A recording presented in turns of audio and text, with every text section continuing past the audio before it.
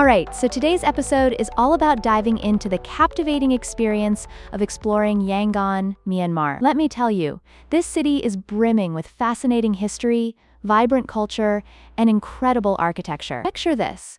You're walking through the streets, surrounded by colonial buildings that radiate a charm from the colonial era. It's like stepping back in time but with modern-day energy. Wow, I can already picture it. Are there any stories tied to the City Hall? Like, what was happening back then that made it so significant? Great question. The City Hall was not just about aesthetics, it was a symbol of the British colonial administration. During that time, Yangon was known as Rangoon and served as the administrative capital of British Burma. This building, with its grand pillars and intricate details, really showcases the power dynamics and local governance of that period. Just imagine the bustling streets around it, filled with traders and locals. A real sight to behold. Oh man, that's really intriguing. Moving on. I know you mentioned the Sule Pagoda earlier. I've heard it's over 2,600 years old? That's insane. What's the story behind it?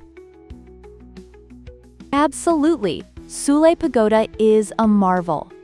It's believed to be one of the oldest pagodas in the world, and its construction dates back to the time of the Buddha himself. Legend has it that this stupa houses a strand of the Buddha's hair. But here's the kicker. It's located right in the middle of downtown Yangon. Picture this. Traffic swirling around it, people bustling to and fro, while you suddenly find this sacred space that has existed for millennia. It's like witnessing time layered beautifully. Oh wow. I mean, it sounds really spiritual, right? I've got to ask, do people actually meditate around there? Or is it more of a tourist attraction? Great observation. It's actually both. Many locals visit Sule Pagoda for prayer and meditation. So while tourists are snapping photos, you'll see devotees offering flowers and lighting candles. It's a unique blend of spirituality and tourism, creating an atmosphere that's both reverent and lively.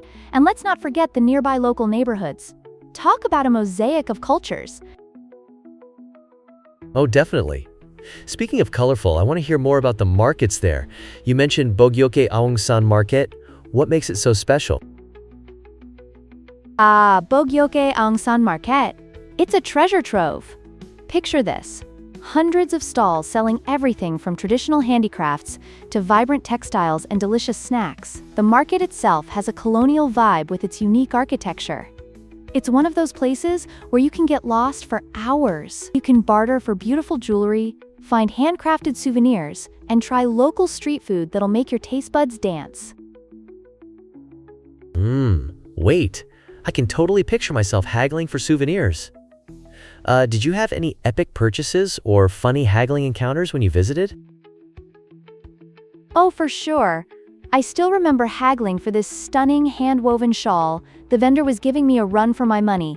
Literally. We went back and forth for what felt like an eternity, and by the end we were laughing, and I had snagged this beautiful piece at a steal. These moments create unforgettable memories. Trust me, it's not just shopping, it's an adventure in itself.